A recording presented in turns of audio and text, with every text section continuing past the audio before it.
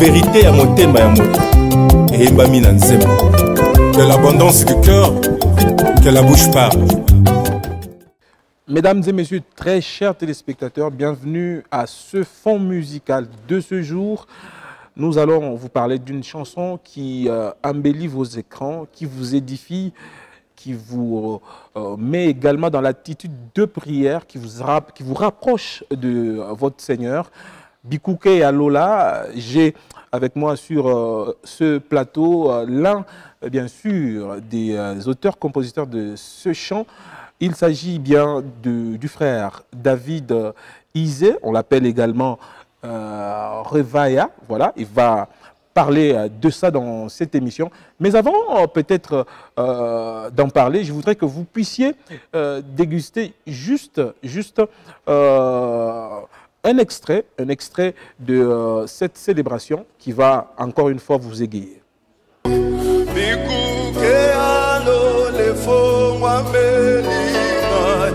Est-ce que tu peux le dire avec conviction et foi?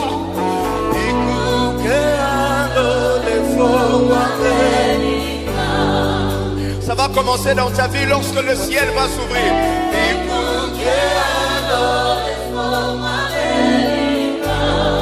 Jacob a vu à Bethel le ciel s'ouvrir et les anges de Dieu monter et descendre. Alors, Papa David, bonjour et bienvenue dans Fond Musical. Bonjour Papa Cédric, je suis très ravi d'être là. Soyez vraiment à l'aise, vous êtes chez vous. Merci beaucoup. Voilà, on vous appelle David Revaya Izé. Oui. Vous êtes nigérian? Non, je ne suis pas nigérian, je suis congolais de père et de mère. De père et de mère. Mais voilà, il se trouve que ma tribu a aussi une certaine origine entre le Nigeria et le Cameroun. Je suis Sakata, du Maïndombe, dans l'ancienne province du Bandundu. Ok. Yeah. Alors, Et Revaya? Sinon, la Izé, ça fait un peu nigérian. Et Revaya? Revaya, on va dire, c'est un nom d'inspiration que le Seigneur m'a donné lorsque je devais commencer le ministère. Ce nom est attaché même à mon ministère parce que le Seigneur m'a donné un ministère de restauration. Et Revaya est tiré de Jean 10, la partie où le Seigneur parle du voleur qui ne vient que pour dérober, voler, égorger. Et moi, je suis venu afin que mes brebis aient la vie qu'il est en abondance. Voilà. Et c'est ce terme-là qui est traduit par Revaya. C'est la vie qui est donnée en abondance. Donc le Seigneur m'avait fait savoir que mon ministère viendrait avec une vie qui va se répandre en abondance. En abondance. Voilà, c'est très intéressant. On a en face de nous, bien sûr, quelqu'un qui a la vie en abondance. Vous allez réellement, exactement en profiter, très chers téléspectateurs, vous qui suivez cette émission. Mais avant de parler Bikouké, frère David, vous n'avez pas un album, n'est-ce pas? Non, pas encore. Vous êtes dans des célébrations, tout. Vous avez participé dans une organisation dénommée Neuf, et vous avez dit ceci. Pourquoi il vous arrive souvent de venir dans le culte ou répétition avec des cahiers bien bouclés de ce que vous êtes censé faire? Vous voulez dire quoi par là? Et c'était une interpellation. Oui, ouais. Effectivement. Le programme 9 était organisé par mon frère Gamaliel Lombo, que je salue en passant. Nous étions invités à prester. Mais ce jour-là, j'ai choisi de faire un chant qui m'était monté à cœur. Aux Anzambe. Aux Anzambe, effectivement. Et c'est depuis Brazzaville que je l'avais reçu, parce que j'étais aussi pour un autre programme. Alors, ce chant-là, avant de le recevoir, le Seigneur m'avait interpellé, parce que nous sommes arrivés à la répétition. On savait déjà ce qu'on allait faire, on avait déjà prévu. Et le Seigneur m'a posé la question, pourquoi il vous arrive maintenant de venir dans les cultes, dans les répétitions, avec déjà un planning bien tracé de tout ce que vous allez faire. Un canevas tracé. Comme s'il n'y avait plus de place pour les cantiques nouveaux, plus de place pour quelque chose de spontané qui vienne directement de Dieu. Parce que le Seigneur voulait faire comprendre ici que lorsque nous adorons, il n'est pas seulement question de venir avec nous-mêmes notre propre adoration, comme Abraham qui monte censé offrir Isaac. Et il est possible aussi qu'arriver à la montagne, que le Seigneur lui-même puisse pouvoir un bélier. Alors c'est ce que le Seigneur nous mettait à cœur, c'est que voilà, dans l'adoration, il y a ce côté spontané, ce côté nouveau, ce côté riche qui se trouve dans la présence de Dieu. Et des fois, il vaut mieux aller dans la présence de Dieu sans avoir rien prévu, afin de recevoir de lui. Et c'est là qu'arrivé à la répétition, nous avons reçu ce chant-là. Alors, je signale également à tous nos téléspectateurs que vous êtes conducteur des cultes, vous êtes adorateur, bien sûr. Et ça fait quoi? Après cette interpellation, qu'est-ce que vous avez pris comme disposition? Déjà, pour commencer, le Seigneur nous a donné ce chant-là qu'on a reçu et qu'on a chanté. Mais aussi, par la suite, voilà, ce qui reste de tout ça, c'est que lorsque nous sommes conducteurs de culte, il est important de savoir que conduire le culte, ce n'est pas... je vais dire ça autrement. Conduire le culte, c'est soi-même aussi se mettre dans la disposition de rencontrer Dieu. Très souvent, nous sommes, en tant que conducteurs de culte, nous sommes beaucoup plus concentrés sur le culte que nous sommes en train de conduire que sur le culte que nous sommes en train de faire. Je ne sais pas si vous comprenez la différence. Expliciter. C'est-à-dire, lorsque je viens au culte, je suis beaucoup plus préoccupé par le répertoire que je dois exécuter que par le Dieu qui est censé recevoir ce que j'ai apporté. Voilà. Parce que des fois, dans le répertoire, il y a le chant que les gens aiment beaucoup, ces jours-ci à l'église. Dans le répertoire, il y a la chanson qui emballe facilement les gens. Mais peut-être, et des fois, on oublie qu'il y a peut-être le chant que le Seigneur lui-même aurait voulu ce jour-là, que l'on n'a peut-être pas chanté. Alors le défi et la responsabilité, c'est de surtout, en tant que conducteur de culte, venir dans le culte, pas seulement avec un répertoire qui met l'Église à l'aise, mais surtout se rassurer que ce répertoire touche aussi le cœur de Dieu. Parce qu'il est possible de chanter pour Dieu sans qu'il ne soit touché. Exactement. Il est possible de conduire un culte sans faire le culte à Dieu. On va conduire le culte, on va estimer que les gens sont venus, on a chanté, les gens ont adoré, mais ce n'est peut-être pas ce que le Seigneur attendait de nous. Il y a de ces cantiques que le Seigneur attend. Il y a de ces mots, de ces paroles que le Seigneur attend de nous. Et des fois, nous passons à côté de cela parce que nous sommes trop préoccupés par les répertoires, par les ceci. Il manque cette sensibilité qui nous permettrait de toucher le cœur de Dieu. Alors, le plus important dans le culte, c'est de toucher le cœur de Dieu parce que c'est le Seigneur que nous adorons. C'est le Seigneur que nous adorons et le plus important, c'est de toucher, vraiment toucher son cœur. Voilà des propos qui sont en train de nous interpeller à ne pas toujours limiter Dieu quand on est dans le culte, à ne pas faire tout pour plaire à l'assemblée qu'on conduit dans le culte et qu'on doit tout faire pour réjouir le cœur de notre Dieu, lui qui est le consommateur de notre adoration. Alors, vous descendez, vous dites, j'aimerais que ton esprit soit neuf, alors que tu chantes afin de vivre quelque chose de neuf. Un homme neuf, c'est qui? Très bien. Alors la Bible dit dans 2 Corinthiens 5, 17, la Bible dit, pour tout celui qui est en Christ, il est une nouvelle créature. Les choses anciennes sont passées, voici toutes choses sont devenues nouvelles. Plus tard encore, plus tôt, je vais dire, dans le livre d'Ésaïe 43, verset 18, je pense, le Seigneur dit, voici je vais faire une chose nouvelle, ne le reconnaîtrez-vous pas, je ferai un chemin dans le désert. Mais il dit, ne pensez plus aux événements passés. C'est-à-dire, il y a en Dieu cette possibilité de vivre des choses nouvelles. Mais ces choses nouvelles nous exigent de laisser de la place. C'est-à-dire, Dieu ne peut pas venir remplir un récipient qui est déjà plein.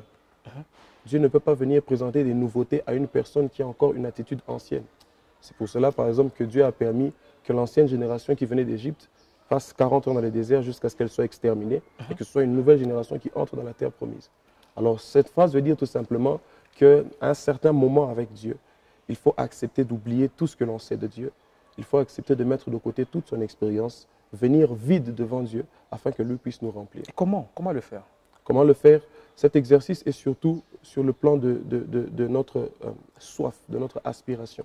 C'est-à-dire, aujourd'hui, je viens au culte, je sais que j'ai l'habitude de dire telle parole au Seigneur. Mais ce jour-là, lorsque je viens au culte, je demande au Saint-Esprit, Saint-Esprit, qu'est-ce que je dois dire à Dieu? Qu'est-ce que je dois dire à Dieu? Voilà. Des fois, nous ne faisons pas ça. Exactement. Des fois, nous venons au culte, nous savons, voilà, bon, on a trop de ces problèmes, on est rempli de ces problèmes, de ces difficultés. Effectivement. Le moment auquel le Seigneur nous attend, c'est ce moment où on va se porter dans un nouvel élan. Pardon. Ce moment où on va se présenter devant Dieu, on va dire, Seigneur, Saint-Esprit, je ne trouve pas les paroles, comment adorer. Aide-moi à adorer. Et c'est là que le Saint-Esprit nous donne de nouvelles paroles. C'est là que le Saint-Esprit nous rend neufs, parce qu'il renouvelle en nous cette bonne disposition à adorer le Seigneur. Il met en nous de nouvelles paroles, il met en nous une nouvelle approche. Et c'est cette nouvelle approche qui touche le cœur de Dieu. En tout cas, on ne va pas vraiment s'attarder là-dessus quand bien même il y a beaucoup de matière. Je voudrais qu'on clôture ce chapitre-là par juste le refrain, le dernier refrain. Est-ce que vous pouvez le faire en a cappella et puis vous dites quelque chose là-dessus? Ok. De Ozanzambe. Ozanzambe. Oui. Je peux commencer par le début, si ça vous dérange. D'accord. Ok. Le chant dit Ozanzambe, Zambe asolo, biso toyebi yango toyembi, sala ete ebana lelo, na miso ya mokili, ete ozanzambe. Et on dit, yakalelo, sala lolenge lingio, zwa esika, kiti toti kelinde yo. Nous disons, yakalelo, c'est-à-dire viens aujourd'hui. Une belle voix. Sala lolenge lingio. Merci beaucoup, gloire à Dieu. Zwa esika, kiti toti kelio. Nous nous considérons comme ces gens qui sont devant le trône de Dieu et nous considérons que c'est lui qui doit venir siéger et régner. Alors puisqu'il vient et siéger, c'est lui qui doit prendre les décisions. C'est lui qui doit faire les choses telles qu'il le veut. Et nous nous attendons à ce qu'il puisse agir. Voilà ce que le chant dit. Nous attendons également à ce qu'il agisse dans nos vies, très chers téléspectateurs. Vous qui suivez cette émission, j'espère que vous êtes en train de prendre votre part, bien sûr, votre part du gâteau et qui est vraiment très riche en ce jour. Alors, avant de clôturer totalement ce chapitre, vous dites dans une autre de vos chansons, Losambo, Lola et Futaka, vous dites, est-ce que tu peux remplir ta coupe? Vous dites encore, la prière ne faillit pas. C'est la phrase qui dérange un peu et qui a fait réagir un peu la masse là-dessus. Alors, expliquez-vous un peu brièvement là-dessus. Ok, très bien. Alors, il y a une chose à savoir au sujet de la prière, c'est que la prière est adressée à Dieu. Et une des plus belles choses au sujet de la prière, c'est que nous prions un Dieu qui exauce nos prières. Psaume 63 dit, « Ô toi qui écoutes les prières, tout le monde viendra à toi. » Et il se passe cependant quelque chose dans la prière, c'est que la prière aussi peut fonctionner comme cette prière de Élie que Élie a faite. D'ailleurs, dans cette vidéo, c'est de cette manière que j'ai abordé les choses. Élie a prié avec insistance pour que maintenant il se remette à pleuvoir. C'est le même Élie qui avait prié pour qu'il ne pleuve pas pendant 3 ans et demi. Mais ce jour-là, il était en train de prier pour que la pluie revienne. Il a prié une première fois, il a envoyé son serviteur d'aller regarder, il a vu, la pluie n'était pas revenue. Jusqu'à la 2e, 3e, 4e, 5e, 6e, jusqu'à la 7e reprise. C'est là qu'il a vu un nuage comme une paume de la main. C'était comme pour dire qu'il y a de ces fois dans la prière où il faut insister. C'est comme un seau que vous êtes en train de remplir. Et c'est lorsque le seau sera rempli que maintenant, c'est comme la pluie. La pluie, c'est la condensation. Une fois que la condensation est pleine, maintenant elle descend sous la forme de la pluie. Et des fois dans la prière, nous avons besoin d'insister. Lorsque le Seigneur parlait il donnait la parabole de cette dame, il dit, il y avait une dame qui avait perdu, qui allait vers un juge qui était inique. Elle allait vers ce juge, elle a tellement insisté, elle dérangeait jusqu'à ce qu'elle a fini par obtenir bonne cause. Voilà. C'est-à-dire, il y a de ces fois dans la prière qu'il faut insister. Il faut insister, il faut insister. Pas parce que Dieu n'écoute pas dès la première fois, pas parce qu'il a même dit à Daniel, dès l'instant où tu as eu à cœur de prier, je t'avais exaucé. Dieu sait ce qu'il y a dans nos cœurs. Mais des fois, c'est notre bénédiction qui a besoin d'être nourrie par nos prières. C'est comme si lorsque nous prions, nous sommes en train de travailler sur notre bénédiction qui est en train de venir. Nous sommes en train de nourrir notre bénédiction. Et c'est comme ça que je disais au peuple de Dieu ce jour-là, remplis ta coupe, remplis ta coupe. C'est-à-dire que ta coupe de prière soit pleine, de sorte à ce que maintenant l'exaucement puisse venir. J'encourage les enfants de Dieu, tu as prié peut-être une fois, tu as prié 2 fois, tu n'as pas vu Dieu, continue de prier. Parce que des fois, la prière est comme, c'est comme en agriculture, nous sommes en train de semer, de semer, de semer. Jusqu'à dire que la prière ne faillit pas. Ok. Oui, la prière ne faillit pas. Comment ça? Je suis de ceux qui croient que la prière ne faillit pas. C'est-à-dire, cette foi que nous avons en Dieu, que toutes les fois que nous prions, il nous exauce, ça ne va jamais faillir. Tant que le ciel restera ouvert, tant que Dieu restera sur son trône, nous allons prier. Et tant que nous allons prier, Dieu va nous exaucer. Voilà, tant que nous allons prier, Dieu va nous exaucer. Et tant que nous allons prier, bien sûr, selon sa volonté, bien sûr. Voilà. Alors, je voudrais qu'on amorce ce chapitre Bikouk avec un petit acapella, que les gens comprennent réellement qu'on parle de cette chanson. Ok. Bikouké. Bikouké alo le fongwa melinga Nayaki awa ma grande surprise. Bikuke alo le fongwa melinga. Moyo kilo sambo ayanolinga. Moyo kilo sambo ayanolinga. Elekeli mayele ya bato me ayanoli. Moyo kilo sambo ayanoli. Moyo kilo sambo ayanolinga. Moyo kilo sambo ayanolinga. Alors c'est venu comment? Alors pour la petite histoire, c'est le frère, mon frère bien-aimé David Moussassa. Il est pasteur à l'église La Borne Extension de Limité, qui est le principal compositeur de la chanson. Je le salue d'ailleurs en passant et je vous annonce qu'il sera à Lubumbashi très vite, je vous en parlerai. Alors pour la petite histoire, il avait reçu le chant sous une autre forme, il avait reçu le refrain et il avait reçu quelques paroles. J'ai écouté la chanson une fois sur YouTube, après on est entré en contact et ensuite j'ai commencé à discuter avec lui. Je lui ai dit, ah papa, je vois que tel chant, ça va bénir l'église, il faut qu'on le chante encore. Il dit, ok, il n'y a pas de problème. Alors nous étions en train de préparer l'édition de Revival Songs que nous venions d'avoir le dimanche dernier d'ailleurs à l'église Rama. La toute première édition, je lui ai dit, papa viens, on va chanter ça. Et pendant la répétition, pendant que nous étions en train de chanter, le Seigneur nous a inspirés et on a commencé à chanter toutes ces paroles. Et on a commencé à chanter Bangelou Nanzambe, on a commencé à chanter Mwekilo Sambo, on a chanté même cette partie où je disais, je me suis retrouvé sourd et muet. Je vais vers Jésus pour qu'il me guérisse. Au lieu de prier pour mes oreilles et pour ma bouche, il dit Ephata. Dans Marc 7, vous allez vous rendre compte que Jésus-Christ, au lieu de s'attaquer au problème de cette personne, il demande au ciel de s'ouvrir. Il demande au ciel de s'ouvrir. C'est qu'il avait compris que la bouche fermée, les oreilles fermées, ce n'était qu'un symptôme. Mais la vraie cause, c'était le ciel de cet homme qui était fermé. Ça veut dire quoi? Ça veut dire tout simplement que chacun d'entre nous a besoin de recevoir une intervention du ciel. Mais il arrive à un certain moment dans une certaine saison où Dieu peut permettre que le ciel soit fermé. Il faut, la Bible comme la Bible pas nécessairement le péché, par exemple. Il est possible que ce soit le péché. Il est possible aussi que ce soit Dieu qui fasse des fois exprès pour nous éprouver. Il ferme le ciel pendant une saison pour susciter notre réaction, pour nous pousser à aller vers sa recherche. Parce que vous savez, des fois nous sommes en Afrique et des fois quand tout va bien, on ne veut plus chercher Dieu, on ne veut plus chercher la face de Dieu. Alors des fois Dieu peut faire exprès de te faire passer par un temps de disette, juste pour que tu te rendes compte, les choses ne se passent plus comme auparavant. Et il te dit, retourne à ton premier amour, viens me chercher, viens à ma rencontre.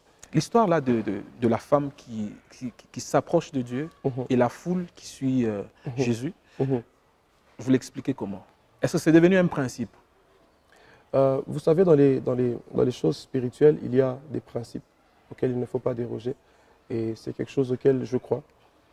Pour la petite histoire, le Seigneur Jésus était en train de se rendre ailleurs. Il n'avait pas prévu de rencontrer cette femme. Il se rendait pour guérir la fille de Jairus, le soldat romain. Et en cours de route, cette femme-là a intercepté la trajectoire du Seigneur Jésus.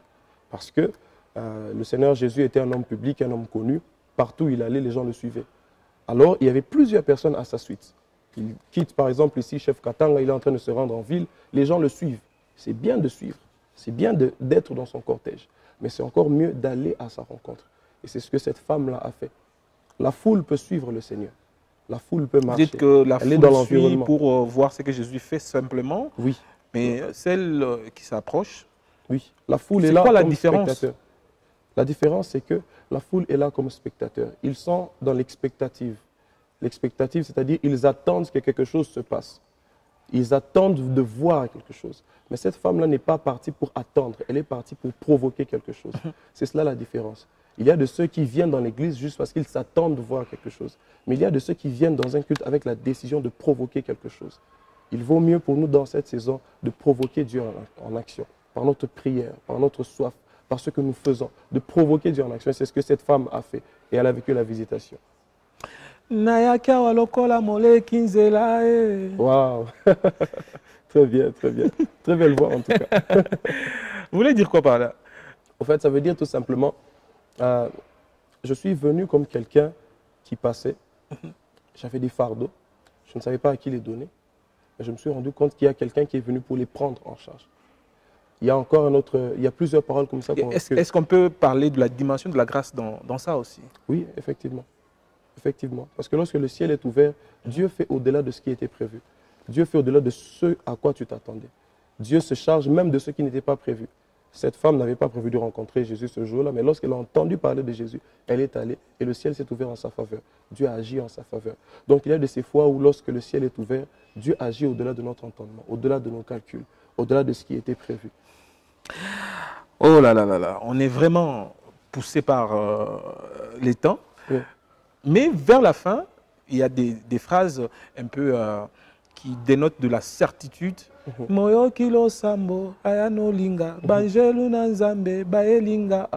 Vous voyez ces anges ou c'était comment? Ok. Vous savez, il y a de ces choses que nous chantons, soit par révélation, soit par expérimentation, soit par aspiration. Et cette partie de la chanson, nous la chantons par révélation. C'est-à-dire, nous sommes convaincus que, comme il a dit à Nathanaël, désormais, tu verras le ciel ouvert et les anges de Dieu monter et descendre sur le Fils de l'homme. Sur base de cette révélation, nous avons dit, ah, puisque le ciel est ouvert, maintenant nous allons voir les anges de Dieu venir en notre direction. C'est sur cette révélation-là que nous avons chanté. Voilà. Alors, l'avant-dernière question. C'est quoi le véritable secret de cette chanson? Parce que vous avez fait ça à Kinshasa. C'était déjà sorti. Vous avez fait dans cette célébration.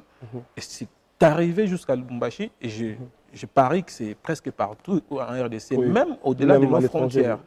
C'est quoi le succès? Et plutôt le secret de ce succès-là? Alors, le secret du succès, je ne sais pas.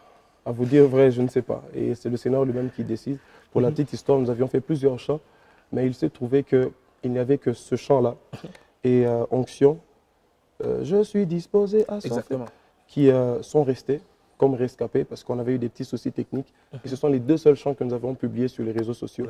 Et ce sont ces chants-là qui ont béni. On a fini par comprendre que voilà, c'est le Seigneur qui voulait ce message-là dans l'Église.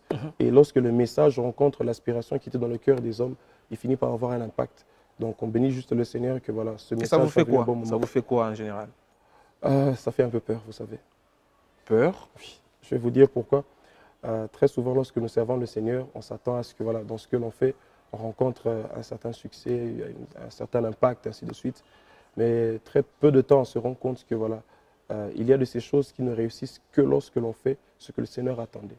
Et des fois, lorsque je parle de peur, je parle surtout de crainte, c'est le bon mot. La crainte, c'est surtout de ne jamais faire ce que le Seigneur ne veut pas que l'on puisse faire. Ou de faire plutôt exactement ce que le Seigneur attend. Voilà. Imaginez-vous, il y avait 10 autres chants. Et si j'avais pris les 10 autres chants, je les avais publiés à la place de Bikouké Alola. Vous imaginez? Donc notre crainte et surtout, c'est maintenant une forme de prière que nous formulons à Dieu, c'est de ne jamais passer à côté de ceux qui l'attendent. C'est exactement notre prière afin que Dieu vous aide à continuer à le servir. Amen. Alors, nous allons finir. Je voudrais que vous puissiez faire un petit résumé de ce chant. Et puis, vous allez finir en musique. Très chers téléspectateurs, je vous retrouve à la prochaine avec le même et réel plaisir. Restez en compagnie du frère David Isé. Nayakia walokola mole kinzela koluka nanya komemelanga bikumba bikuke alo lefongwa melinga nayakia walokola moto azoluka mosala na entreprise oyo kasi nasutuki faveur elinga ye bikuke alo lefongwa melinga Bangelu na Nzambe baelingawa. À ma grande surprise, na monnier, Bangelu na Nzambe, ils sont venus à mon secours de la part de Dieu. Bangelu na Nzambe baelingawa. Que le Seigneur vous bénisse. À très bientôt. Merci.